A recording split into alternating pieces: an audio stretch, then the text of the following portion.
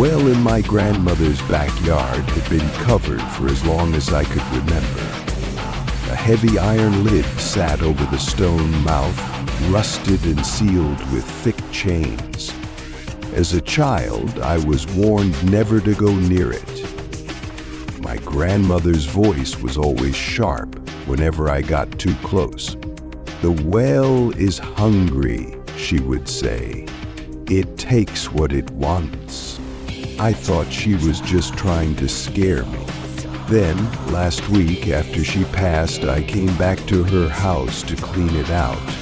The backyard was overgrown, wild with vines and weeds, but the well was still there, untouched. The chains had rusted more, but something about it felt different, like it was waiting. That night, I dreamt of whispers coming from inside the well. A low, hollow voice calling my name, echoing through the darkness. It wasn't loud, but it was insistent, curling through my mind like smoke, dragging me closer and closer. I woke up gasping for air, my heart hammering in my chest. The room was cold, too cold. My window was open, though I had locked it before bed. I didn't sleep after that. The next day, I found the chains broken, the iron lid pushed slightly ajar. Something was looking up at me from inside the well. A face, but it wasn't my grandmother's face. It wasn't even human. Its skin was pale and wet, stretched too tightly over sharp cheekbones. The eyes were wrong, too large, too dark, sunken deep into the sockets. The lips were colorless, cracked, but curved into a smile that looked like it had been carved into its face. I stumbled back, my breath coming in short gasps. The face didn't move, didn't blink, just watched me. Then, in a voice that wasn't mine, it whispered, "I knew you'd come back." I ran inside, slamming the door behind me, my body shaking. For hours, I stayed locked in my grandmother's house, pacing, trying to convince myself that I had imagined it, that it was a trick of the light, that I was tired, grieving, seeing things that weren't there. But deep down, I knew the truth. The well had been waiting for me, and now that I had seen it, it wouldn't let me leave. That night, the whispers came again, louder this time, closer. I lay in bed, clutching the covers, my ears ringing with the sound of my own pulse. The voice wasn't coming from outside anymore. It was inside the house, right outside my door. "Come see me." The doorknob rattled. I couldn't breathe. Then, silence. The longest silence of my life. But I wasn't foolish enough to think it was over. I knew it was waiting. Morning came slowly, and when I finally found the courage to open my bedroom door, everything in the house was exactly as I had left it. Except for one thing. There were wet footprints leading from the front door to my bed. I left that day. I packed a bag, got in my car, and drove as far as I could.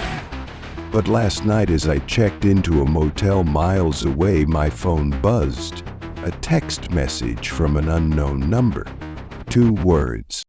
Look outside. I didn't want to. I really didn't want to.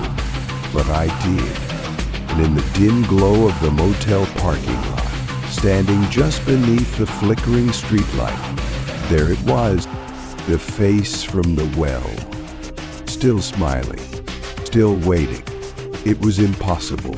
I had left that house behind. The well was miles away, abandoned in the backyard, but somehow this thing had followed me. I shut the blinds, backed away from the window, and sat frozen on the motel bed, my breath coming in short, panicked gasps. I didn't check my phone again that night. The next morning, I convinced myself it was exhaustion, grief, a waking nightmare.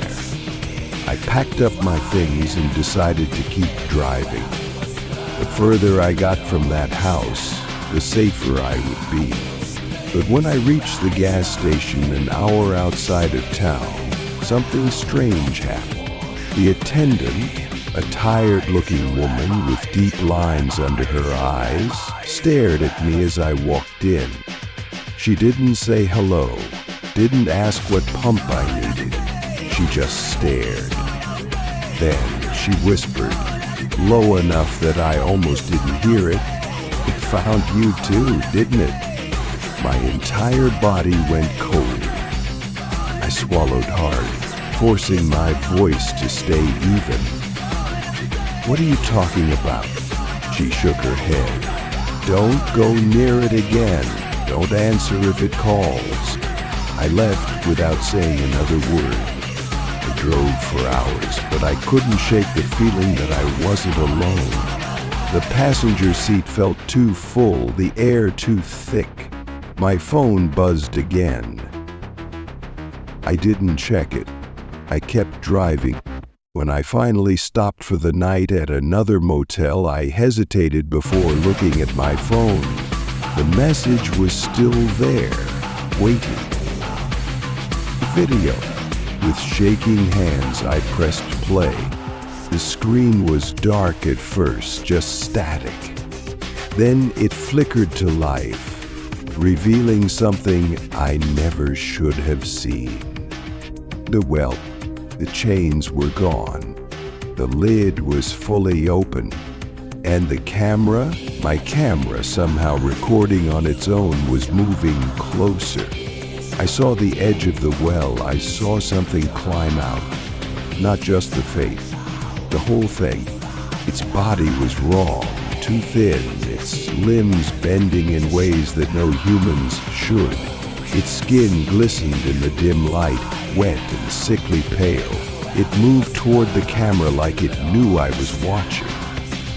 Then, just before the video cut out, I heard it speak. "You can't run forever." I threw the phone across the room. My heart was racing. My skin was clammy with sweat. I turned every light on in the motel, sat in the corner of the room and waited for the sun to rise. I didn't sleep. I don't think I'll ever sleep again, because now I know the truth. The well wasn't just hungry. It wasn't just waiting. It chose me. And no matter how far I go, no matter how fast I run, it will always find me.